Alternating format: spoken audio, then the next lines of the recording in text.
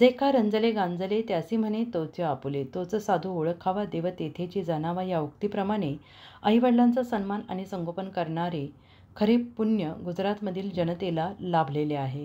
गुजरात राज्यातील गोंडल तालुक्यातील चेरखडी येथील तिरंगा जय भगवान वृद्धाश्रम आश्रम हा केवळ वृद्धाश्रम नसून संपूर्ण हिंदुस्थानाला लाजवेल असे हे केंद्र आहे, असे प्रतिपादन NKT ग्रुपचे अध्यक्ष, नामवंत उद्योजक, ज्येष्ठ समाजसेवक नानजीबाई खिमजीबाई ठक्कर ठाणावाला यांनी केलं आहे. या प्रसंगी व्यासपीठावर माळशेज नागरी सहकारी पतसंस्थेचे संस्थापक अध्यक्ष हरिभक्तपरायण चंद्रकांत महाराज डुमरे, NKT ग्रुपचे सचिव नटवरलाल ठक्कर, महाराष्ट्र राज्य पत्रकार संघाचे राज्य सरचिटणीस आणि दैनिक समर्थ गावकरीचे संपादक डॉ. विश्वासराव आरोटे यांच्यासह अनेक मान्यवर उपस्थित होते. या वृद्धाश्रमाचे वैशिष्ट्य म्हणजे अत्याधुनिक सुविधा, प्रत्येक खोलीत एअर कंडिशन, गरम पाण्याची सोय, वॉटर प्युरिफायर, LED TV, वाचनालय, मनोरंजनासाठी खेळ, स्विमिंग पूल आणि VIP दर्जाचे जेवण यांची व्यवस्था. उजाड रानावर 15 एकर क्षेत्रात उभारलेले हे आश्रम गावकुसापासून शहरापर्यंत आदर्श ठरते आहे. अनेक वृद्धांनी आपल्या भावना व्यक्त करताना सांगितले की आम्ही दिलेल्या जन्माची कदर मुलांनी केली नसली ते आश्रमातील सेवक आमच्या स्वतःच्या मुलांपेक्षा सुद्धा अधिक माया करतात.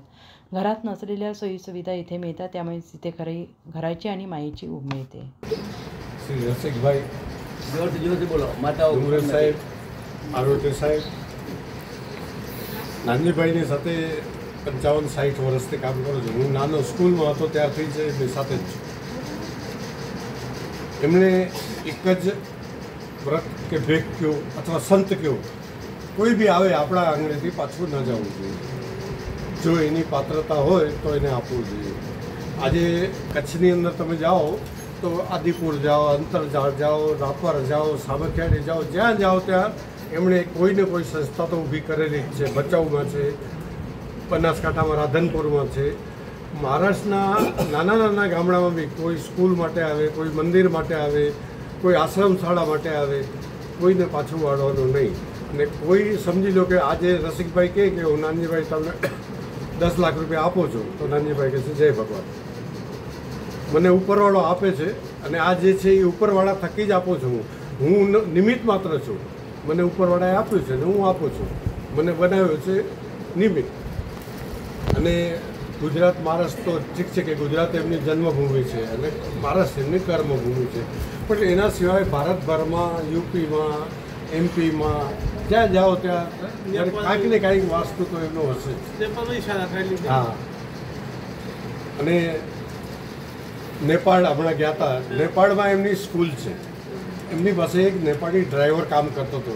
ડ્રાઈવરે કીધું કે શેઠ, તમે આટલું બધું સમાજ સેવાનું કામ કરો છો, શિક્ષણનું કામ કરો છો, અમારા ગામની જે દીકરીઓ છે, આ દીકરીઓ 6 કિલોમીટર ચાલીને 6 કિલોમીટર પાછી આવીને જાય છે, તો એક સ્કૂલની જરૂર છે કે જ્યાં આપણે બનાવી નાખશું.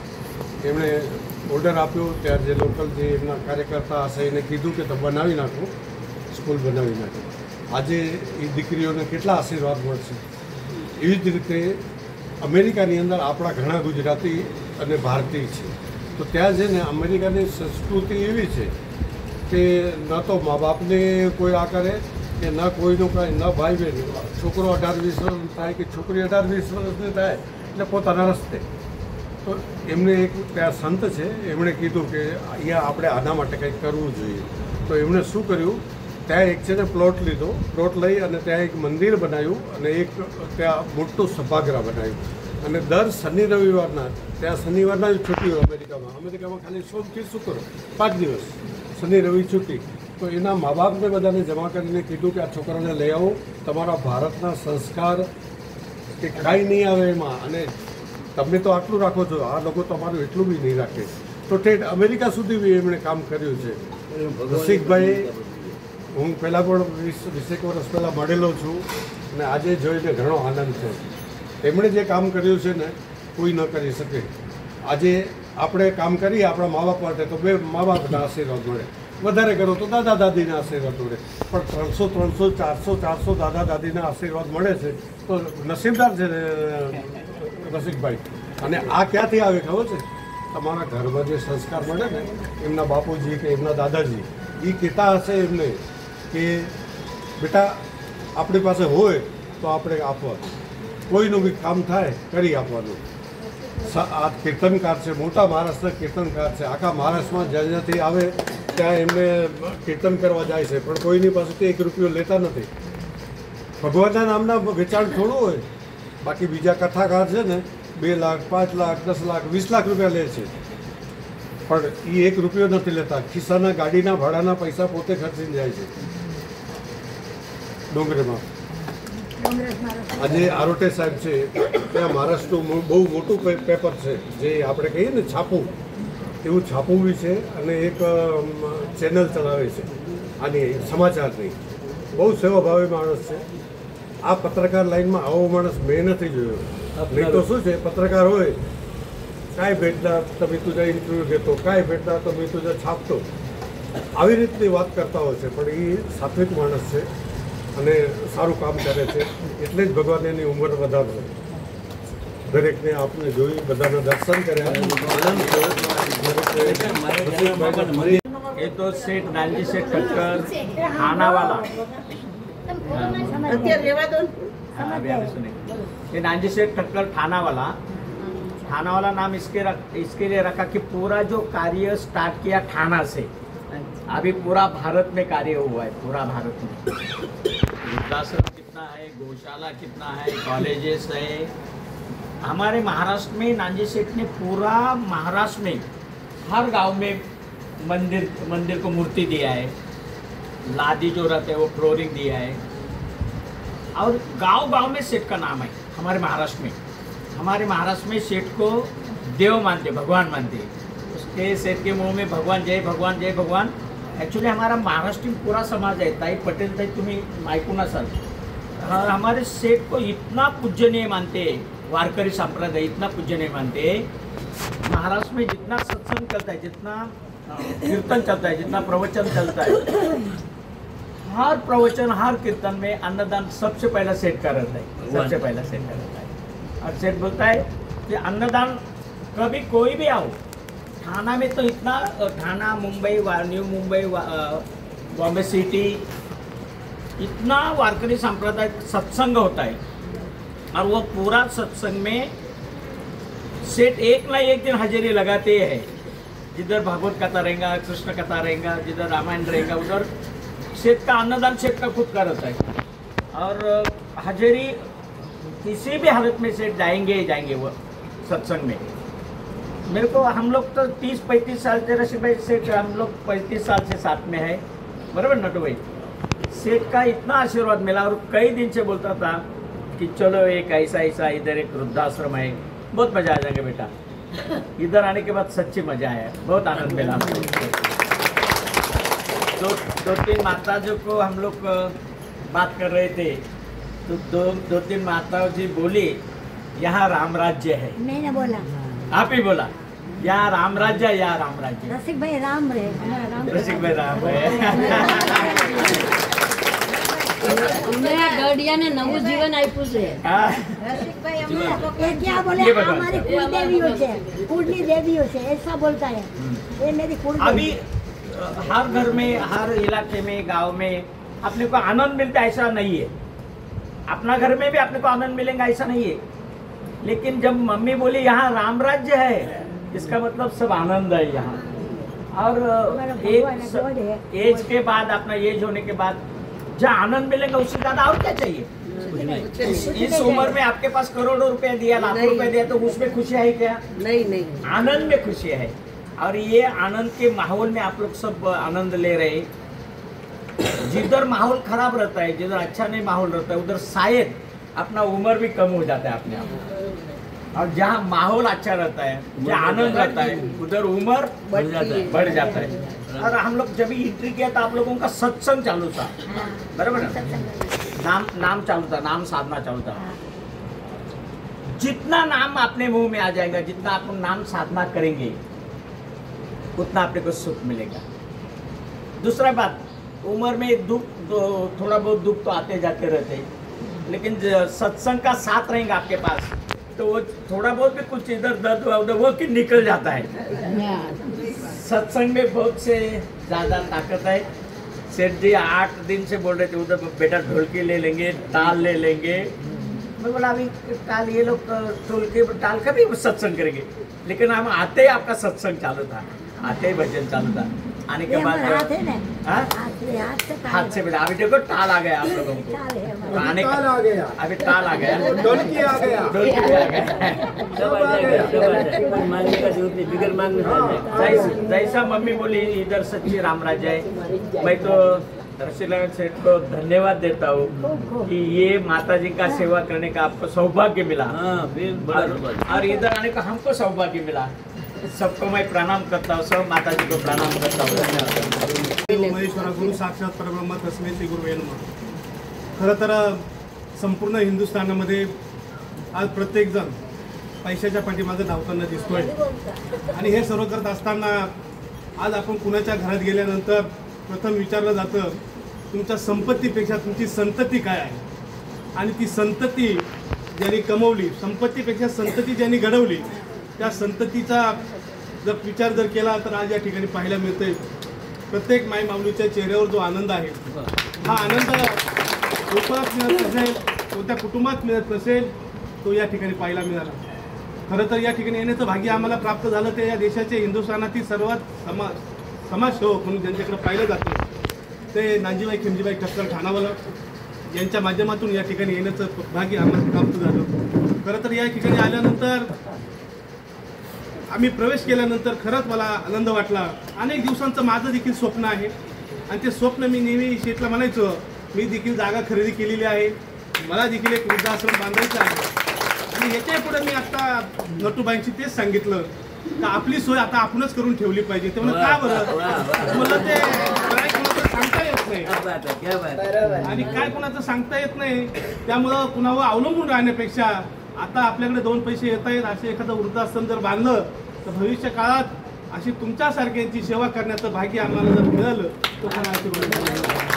खरं तर या ठिकाणी माई माऊलींनी मगाशी सांगितलं का रसिक भाईंच्या माध्यमातून तुम्ही राम पाहतायत, खरंच एक ते पुत्रच आहेत, ते सेवा करतायत, आणि मी आतमध्ये गेल्यानंतर अशी सुविधा बघितली अशी आमच्या घरात सुद्धा नाही, अशी सुविधा ते प्राप्त करून देत आहेत। आणि या ठिकाणी आल्यानंतर मी 2 दिवस आजारीच होतो, मी शेठला बोललो होतो माझी शुगर वाढते, पण मी आल्यानंतर तुमच्याबरोबर भोजनाचा स्वाद घेण्याचं मिळालं। मी तेच नटूबाईंना बोललो आणि महाराजांना बोललो किती सुंदर जेवण आहे त्यांच्यामध्ये आपलं जेवायला मिळालं। आम्ही जर बाहेर हॉटेलमध्ये गेलो जेवल्यानंतर 1000-2000 रुपयाचे बिलं देतो, पण 5 मिनिटात गाडीत बसल्यानंतर पोटामध्ये जे चालू होतं त्याला इलाज नसतो। म्हणून मी परमेश्वराला विनंती करेल तुम्ही सर्वांनी, माझे माय माऊली सर्व या ठिकाणी आहेत, माझ्या भागात देखील वृद्धाश्रम आहेत, पण ते वृद्धाश्रम काय कामाचे आहे, शासनाचं अनुदान लाटण्याचं काम करतायत, शासनाचं अनुदान लाटतायत, देणग्या पावत्या चालतायत, पण मी इथं आल्यानंतर विचारलं जागा किती, त्यांनी सांगितलं एवढी जागा आहे। मी बोललो शासनाचं अनुदान किती, त्यांनी सांगितलं आम्ही कोणत्याही प्रकारचं अनुदान घेत नाही। खरं तर मानलं पाहिजे अशी हिंदुस्थानात नसन असं वृद्धाश्रम या देशाचे पंतप्रधान नरेंद्र मोदी यांच्या गुजरात राज्यामध्ये आहे, पण म्हणतात ना जिथं पिकतं तिथं विकत नाही। पण असो, मी परमेश्वराला एकच विनंती करेल, महाराजांनी पण सुंदर सांगितलं का या ठिकाणी ज्यांच्या माध्यमातून येण्याचं भाग्य मिळालं 365 दिवस 24 तास सेवा ही आरोग्याची असते, पण नानजीबाई खिमजीबाई ठक्कर ठाणावाला यांनी तुमच्या सारख्यांमध्ये देव बघितला। तुम्ही आल्यानंतर सप्ताह असो काही असो कुणालाही दारातून पाठवत नाहीत, गाडीत बसल्यानंतर मग तो ड्रायव्हर असो त्यालाही भेटल्यानंतर त्याला आनंद होतो, ते आवडीने म्हणतात हा पेन घे, ही हरिपाठ घे। खरं तर असे माणसे थोडे जन्माला येतात। आज गुजरातचं रत्न महाराष्ट्रात आलं, गुजरातचं रत्न महाराष्ट्रात आलं, महाराष्ट्रामध्ये त्याने नाही ते म्हणजे संपूर्ण 36 जिल्ह्यामध्ये कोणत्याही गावात गेले, कुठेही गेल्यानंतर तुम्हाला जिथं देवाचं नाव नसेल तिथे नानजीबाईंचं नाव घेतलं जातं। कारण असं आहे शेवटी देणाऱ्याने देत जावे, घेणाऱ्याने घेत जावे, घेणाऱ्याने सुद्धा किती घ्यावं, कारण त्यांच्याकडे आल्यानंतर मी काय बोलल्यानंतर म्हणतो शेठ इथं वया दिल्या पाहिजे, पण ते शब्द नाही म्हणत नाही, पण आज त्यांच्या पावनभूमीमध्ये येण्याचं भाग्य आम्हाला प्राप्त झालं। आणि या ठिकाणी आल्यानंतर मी विचारल्यानंतर आणि या ठिकाणी मी खरं तर आम्ही पत्रकार, आम्ही जिथं जातो तिथं काहीतरी उलटं काहीतरी काढायचं काम करत असतो, त्यामुळे पत्रकार हा नाराज असतो, कुणाचं चांगलं चालत असेल तर ते बिघडवायचं काम करत असतो। पण या ठिकाणी आम्ही रात्रीतून प्रवास करत असताना या ठिकाणी पोहोचलो आणि खरंच मला मनस्वी आनंद झाला. या ठिकाणी सगळ्या माय माऊली सांगितली, कुणी 95 वर्षाची आई असेल, कुणी हे असेल, आमच्या इकडच्या डोंबिवलीच्याच आई असेल, आणि सर्वांनी एकच सांगितलं का आमचा राम रशीदभाई आहे. मी परमेश्वराला एक विनंती करत असंच काम त्यांच्या माध्यमातून घडव, माझ्या आयुष्यातले 2 दिवस त्यांना मिळव, चांगलं काम करण्याची मिळव. कारण हे काम कुणीच करत नाही हो. ज्या पुत्रांना जन्माला घातलं, ज्या मातेने 9 महिने सांभाळलं, जिने आपलं दुधाचं पाणी करून त्या मुलांना पाजलं, त्या मुलांना आणि आईवडिलांना जाणीव नसते हो. ती जाणीव तुमच्यासारख्याला प्राप्त झाली का तुम्हाला प्राप्त व्हावी, अशा पुरी देवीचं तुम्हाला सौभाग्य असावं. म्हणून मी सांगेन, यांची सेवा करत असताना नक्कीच तुम्हाला परमेश्वर कुठं ना कुठं तरी देईल. कारण एवढं राष्ट्रान उभारणं हे कुणाचं काम नाही. एवढं मोठं राष्ट्रान तुम्ही उभारलं, मग ते काही असो. शेवटी म्हणतात ना, येडे इतिहास घडवतात, येडे इतिहास घडवतात, शहाणे इतिहास लिहितात. तुम्ही एक येडे असावेत, पण तुमचा इतिहास हा लिहिला जाईल. शेवटी म्हणतात ना, एका डोंगराला आग लागली होती. आग लागल्यानंतर एक चिमणी डोहातून पाणी घेऊन त्याच्यावर विझवण्याचं काम करत होते. ते ऋषी तुल्य तिने म्हणत होते, तुझ्या एका चुचीच्या पाण्याने तो डोंगर भिजणार नाही. पण तिने सांगितलं, ज्या कधी काळी ह्या डोंगराचा इतिहास लिहिला जाईल त्या काळात माझी नोंद असेल. म्हणून मी रशीभाईंची देखील नक्कीच नोंद घेईल. मी माझ्या लिखाणातून मी महाराष्ट्राला सांगेल का गुजरातचं रत्न काय असतं. शेवटी गुजरातचं रत्न हिंदुस्थानात असेल, पण जे खरं ग्रामीण भागात काम करता ते किती महत्त्वाचं आहे.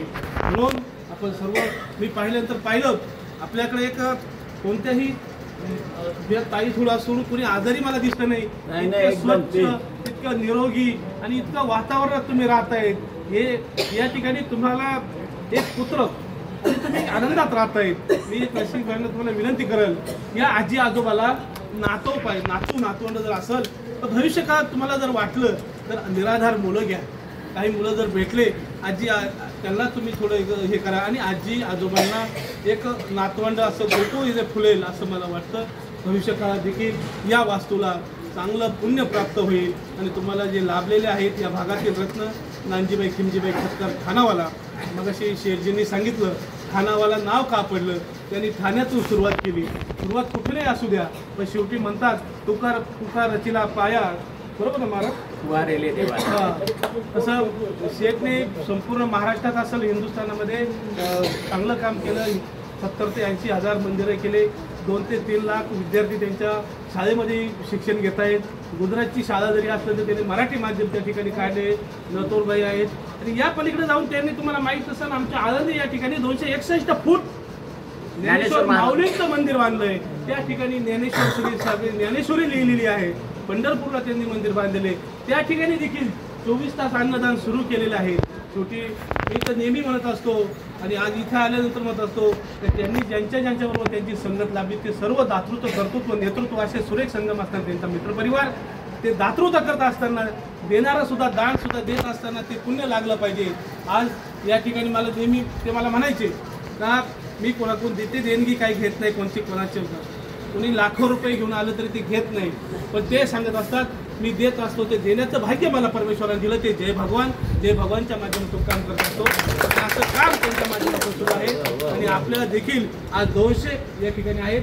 भविष्य काळात शेवटी म्हणतात 400 व्हायला नको. शेवटी आजी आजोबा, मी तुम्हाला उदाहरण देतो रशीदभाई, तर आमच्या गावामध्ये एक संस्कृती, माझं गाव वारकरी संप्रदायाचे. माझी आजी होती 105 वय, मागच्या वर्षी ती वारली. पण माझी आजी असायची 105, पण ज्यावेळेस ती आम्हाला घरात असायची त्यावेळेस आम्हाला ती सर्व सांगायची. इथं आपला देव आहे, हे आपले नातेवाईक आहे, असा सर्व इतिहास ती सांगायची. असे आजी आजोबा आता घरात नसल्यामुळं त्या नातवांना देखील आजी आजोबा मिळत नाही हो. आणि असे आजी आजोबा पाहिजेत, पण काय त्या संतती जन्माला येतात, ते सैतान जन्माला येतात आणि ते आपल्यासारख्याला वृद्धाश्रमात यावं लागतं. असो, पण ते देखील, त्यांना देखील जाणीव असते हो. पण दुसऱ्याची मुलगी करून आणलेली असते सूनबाई, तिला जाणीव नसते हो. शेवटी आपण म्हणतो तिला मुलीप्रमाणे जरी किती सांभाळायचा प्रयत्न केला, पण ती मुलगी होत नाही. ती तिचा सुनाचाच वास तिला लागलेला असतो. आणि शेवटी तिला देखील भविष्य काळात एक सासूची भूमिका येते, त्यावेळेस त्रास तिला होत असतो. म्हणून मी माझ्या दोन मुले, मी कायम माझी आई आणि वडील, आजही माझं 10 गुंठे मी फार्म हाऊस बांधलं, फक्त उदाहरण लोकांना दाखवायसाठी. आणि तिथं चोपाळा असो, सगळ्या गोष्टी मी तिथं दिल्यात. आणि मी दर हप्त्यातून एकदा जातो. आणि इतरांना सांगत असतो. ते मला म्हणत असतात, तू कशाला गावाला येतो? मी बोलतो, माझा विठ्ठल माझी रुक्माई इथं आहे, त्यांचं मी जर केलं तर त्यांचं पुण्य माझ्या मुलाला मिळेल. आणि माझ्या दोन्ही मुलांना मी सांगत असतो, मी जसं करतो तसं तुम्ही म्हातारी झाल्यावर माझं करा. तसं हे उदाहरण आहे. म्हणून असो, तुमच्या नशिबात काय असेल ते असो, पण तुमच्या नशिबात नशीबबाई होते ते तुमचे मुलाप्रमाणे आहेत, वडिलाप्रमाणे आहेत, आणि ती सेवा करतायत. ती सेवा त्यांना नक्कीच परमेश्वर त्यांना त्याचं फळ देईल अशी मला अपेक्षा आहे. आमच्याकडे 10 माणसं 100चे पैसे लाटायचे कामं चालू आहेत. सत्य परिस्थिती आहे. आणि आपण जर विचारलं तर ते म्हणतात, आमच्या व्यवसायातील इन्कम टॅक्स वाचवण्यासाठी आम्ही ते वृद्धाश्रम दाखवतो. तुम्ही जर पाहिलं तर अस्वच्छता, मी माझ्या घरामध्ये अशी स्वच्छता नाही, अशी आमच्याकडे वृद्धाश्रमच स्वच्छता नाही. अशी स्वच्छता आणि असं निसर्गरम्य वातावरण आणि असं भव्य दिवं या ठिकाणी पाहायला मिळालं. नानजीबाईंनी या ठिकाणी मागच्या वेळेस तुम्हाला रोटीचं मशीन दिलं, शेतनी सांगितलं, पण शेठचं म्हणणं असं आहे, मी दिल्यावर सांगायचं नाही. हा जिथं जेवण करतो, दान जेवायला दिलं ते सांगायचं, ते पचन होत नसतं. पण ते असं शेठ शेवटी या मायमाऊली आहेत. मला देखील, तुम्ही देखील 83 वर्षाचा संघर्ष योद्धा आहे. पहाटे 3 वाजता उठताय, पहाटे 3 वाजता उठल्यानंतर नित्यक्रम चालू होतोय, 12 वाजेपर्यंत 1 वाजेपर्यंत ऑफिसला बसतायत. त्या ठिकाणी जर ऑफिसला पाहिजे तर गर्दीच असते. सगळे कोणते आजार असो, कोणती किडनी जाऊ, कोणतं लिव्हर जाऊ, काही जाऊ, ते कोणाला नाही म्हणत नाही. आणि असे गुजरातचे उदाहरण द्या. ते शेवटचं म्हणजे आता काही वेळ घेत नाही, कारण मी मराठी बोलत असल्यामुळे तुम्हाला एक दिवस मी ठाण्याच्या यांच्या ऑफिसला गेलो होतो. 2 मिनिटं फक्त. मी शेठच्या ऑफिसला एक दिवस गेलो होतो. ठाण्याला त्यांचं ऑफिस आहे. आणि त्या ऑफिसला गेल्यानंतर त्यांच्याकडे गोळ्या ते द्यायचे, मला माहीत होतं. पण माझ्याबरोबर एक माझा पत्रकार होता पुण्याचा, तो महाराष्ट्र टाइम्सला काम करतो, तो माझ्याबरोबर आला होता. कारण मी ज्या रस्त्याने मुंबईकडे प्रयाण करायचो, ठाण्याकडे प्रयाण करायचो, त्या रस्त्याला नानजीबाई खिमजीबाई ठक्कर ठाणावाला ऐसा नाम लिखा था. वो रास्ते पे नानजीबाई खिमजीवाला ठक्कर ठाणावाला नाम लिखा था. हम हर बार जहाँ बम्बई के जाते थे, ठाणे को जाते थे, उस टाइम हमको लगता था, मैं एक आदमी को पूछा, ये आदमी को मिलने के लिए क्या करना पड़ेगा? वो क्या बोले, ये नानजीबाई खिमजीबाई ठक्कर वो मिलने के लिए उसको पुण्य मांगता है, वो किसी को मिलता नहीं. वो मेरे पत्रकार मेरे भेजे में बहुत गुस्सा आ गया, वो ऐसा क्यों आदमी है. मैंने छोड़ दिया. पर वो मेरी एक संवाद यात्रा थी पत्रकारों के 24 मांगने के लिए. मैंने दीक्षा भूमि के मंत्रालय 28 जिलों से एक यात्रा निकाली थी. उस टाइम हमारे थाने में उन्होंने हमारा स्वागत किया और वो मिले, उन्होंने मेरे को किचन दिया. और उसके बाद वो मिलने के बाद मेरे को बहुत अच्छा लगा. मैं बोला, शेख तुमको मिलने के लिए मैं कितना तड़पड़ रहा था, मैं भी राष्ट्रपति पुरस्कार मेरे को मिला है, पर तुम्हारे पास नहीं आया. बोले कुछ नहीं बोले. बोले ये महाराज थे, ये चंद्रकांत महाराज, कुछ थाने में मेरे को मिले. मैं बोला, महाराज किधर गए थे? बोले शेख के पास. मैं बोला, उसको मिलने मेरे को मिलने का था. वो बोले जल्दी आओ, मैं आपको मुलाकात कर देता है. उन्होंने मुलाकात कर दी, हो गई. मैं दवा के बारे में बोल रहा हूँ.